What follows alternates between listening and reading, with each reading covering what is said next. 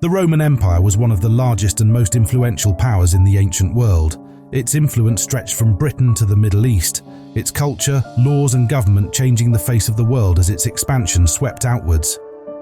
When in turmoil, its wars incurred death tolls that wouldn't be met in open conflict until the First World War, and, when at peace, its prosperity and technological advancement seemed centuries ahead of their time. What could have caused such a titan to fall? Historians have argued this topic for generations, and there are some that whisper that its demise didn't come from outside its borders. They claim that the Roman Empire was devoured from beneath. One of the greatest technological developments of the Roman Empire was the implementation of indoor plumbing throughout its more advanced cities. Hypocausts were used to heat houses from below in much the same way we use radiators today. Clean drinking water could be pumped to the people of Rome from its aqueducts through miles of pipes without ever needing to be exposed to dangerous contaminants or pollution from the air around it. Whilst they doubtless saved many lives through the provision of clean running water, the pipes presented another problem. Plumbing, as a word, comes from plumbum, the Latin word for lead. Whilst a useful material for construction and pottery, lead is an incredibly dangerous substance if ingested. Lead poisoning can destroy cognitive function, cause miscarriages in pregnant women, attack the liver and kidneys, and even kill in extreme cases. It is even more dangerous to children because the poison can affect both their mental and physical development, causing lasting damage in cases that an adult could recover from fully. Perhaps the most dangerous thing about it is that the symptoms of lead poisoning are so mild as to be practically undetectable until the poisoning has reached a dangerous level. Archaeological tests of the deposits from Roman drinking water taken from the Tiber has shown that there was more than 100 times the lead present in their drinking water than modern water sources. This, alongside the description of symptoms by Greek and Roman chroniclers like Pliny and Aristotle, led some historians to suggest that the known decline of Roman birth rates was a result of their own technology working against them. There was only one problem with this: our drinking water is so pure that even at 100 times the dose, there wouldn't have been enough lead in the drinking water of Rome to cause lead poisoning. So, were chroniclers describing the deadly poisoning of an entire civilization, or was there something more complicated at play? It turns out that nature itself was protecting the Roman population from their own pipes. Frontius, a Roman chronicler, notes the amount of limescale build-up in the pipes coming from the aqueducts that fed Rome. The water of the river Anio contained large deposits of calcium carbonate, which formed a protective barrier of limescale along the inside of the pipes, preventing prolonged contact with the lead and protecting the water supply. Yet even without this accidental protection, the water supply pumped from the aqueducts was mainly used to supply the bathhouses of the city, not its drinking water. The Romans were already aware that water taken from lead pipes was dangerous.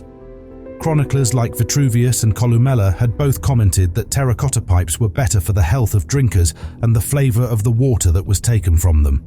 It was also noted in several historical sources that the health of those who drank spring water was much greater than those living in the cities or even the upper classes themselves. In fact, it was the upper classes that seemed to be struck hardest by the symptoms of lead poisoning.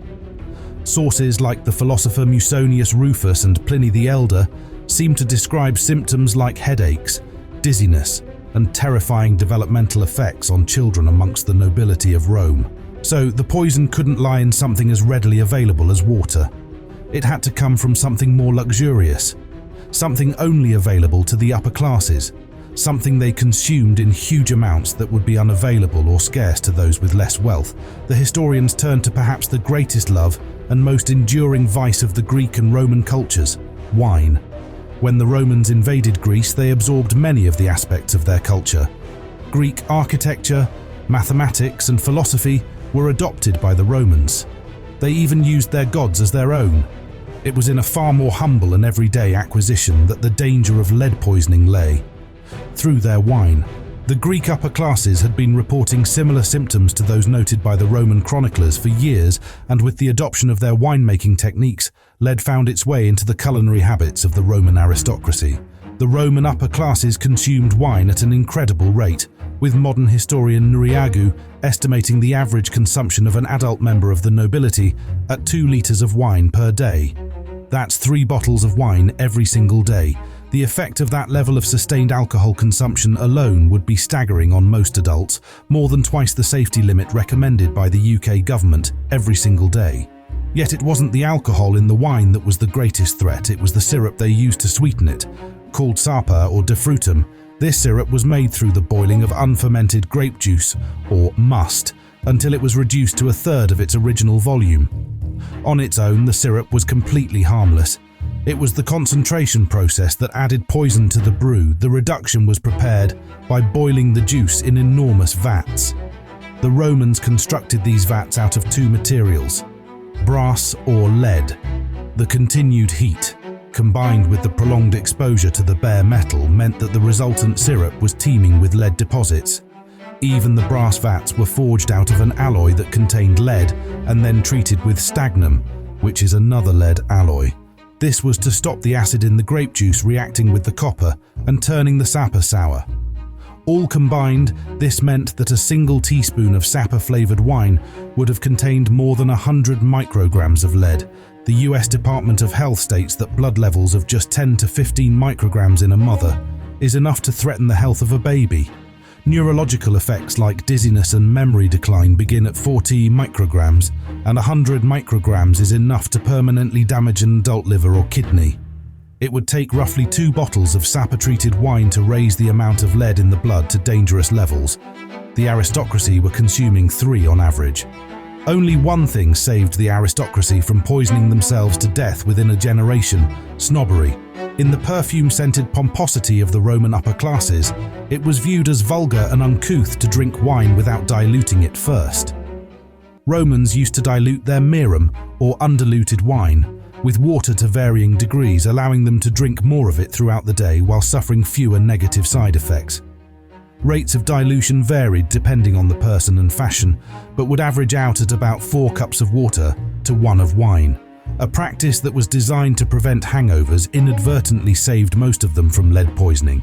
Another layer of defense was provided by the quality of the wine. Sapa was only needed to flavor wine if it was sour or substandard. The higher the quality of the wine, the less syrup was needed to improve the flavor.